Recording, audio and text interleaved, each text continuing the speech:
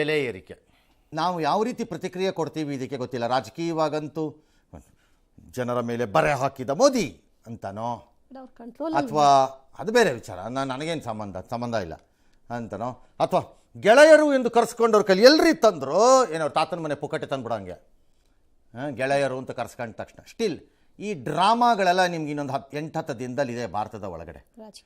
ಯಾರೋ ಸಿಲಿಂಡರ್ ಎತ್ಕೊಂಡು ಓಡಬರೋದು, ರೋಡಲ್ಲಿ ಕೂತ್ಕೊಂಡು ಒಲೆ ಹತ್ತಿಸ್ಕೊಂಡು ಅಡುಗೆ ಮಾಡೋದು, ಈ ಡ್ರಾಮಾಗಳಿಗೆಲ್ಲ ರೆಡಿ ಆಗಿಬಿಡಿ. ಟಿ ವಿ ಡ್ರಾಮಾಗಳಿಗೆ ರೆಡಿಯಾಗಿ ಇನ್ನೊಂದು ಸ್ವಲ್ಪ ದಿನದಲ್ಲಿ.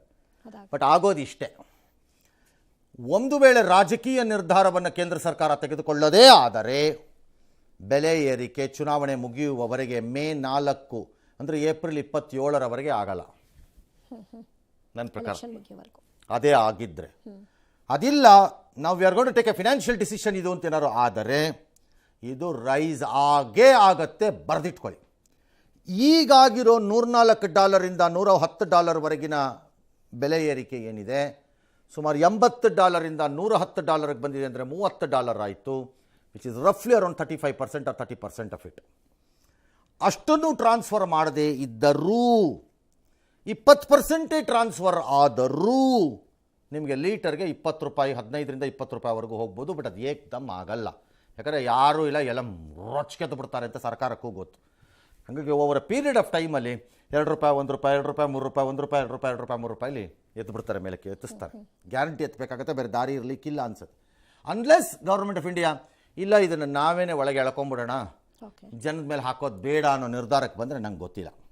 ನಂಬರ್ 1. ನಂಬರ್ 2, ಈ ಬೆಲೆ ಏರಿಕೆ ಎಷ್ಟು ಕಾಲ ಇರಬಹುದು? This is A problem. ಇದೊಂದು ದೊಡ್ಡ ಸಮಸ್ಯೆ. ಈಗ ಬೆಲೆ ಏರಿದ್ದು ಇಳಿಬೇಕು ಸಹಜವಾಗಿ ಯುದ್ಧ ಮುಗಿದ ನಂತರ, ಅದು ಸರಬರಾಜು ವ್ಯವಸ್ಥೆ ಸರಿ ಹೋದ ನಂತರ. ಆಗ್ಲಿಕ್ಕಿಲ್ಲ ಅನ್ಸತ್ತೆ. ಈಗ ಇಳಿಯಲ್ಲ, ಇಳಿದ್ರೂ ಏರಿರೋ ಪ್ರಮಾಣದಲ್ಲಿ ಅದು ಇಳಿಲಿಕ್ಕಿಲ್ಲ ಅನ್ಸತ್ತೆ. ಯಾಕೆ? ಕತಾರ್ನಂಥ ದೇಶ ತನಗಾಗಿರುವಂತಹ ಈಗ ರಾಸ್ಲಗಾನು ಅಥವಾ ಇನ್ನಿತರ ಇದ್ರದ್ದೆಲ್ಲ ಆ ನಷ್ಟನ ಯಾರು ತುಂಬಿಕೊಡ್ಬೇಕು? ಈಗ ಅವೆಲ್ಲ ರಿಪೇರಿ ಆಗಬೇಕು, ಅವೆಲ್ಲ ವಾಪಸ್ ಪ್ರೊಡಕ್ಷನ್ಗೆ ಬರಬೇಕು. ಯಾರು ಕೊಡಬೇಕು? ಯಾರೂ ಕೊಡಲ್ಲ. ಸೊ ಅದು ಯಾರ ಮೇಲೆ ಹೋಗಬೇಕು?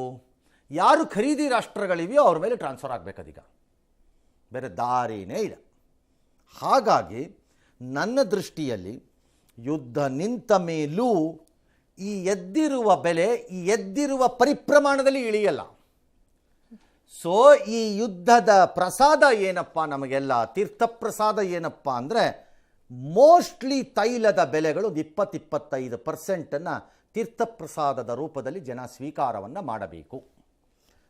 ಬಹುಶಃ ಬಹುದೀರ್ಘಕಾಲ ಅಂತ ಕಾಣುತ್ತೆ ನೋಡಿದ್ರೆ ಸದ್ಯಕ್ಕೆ. Let's move.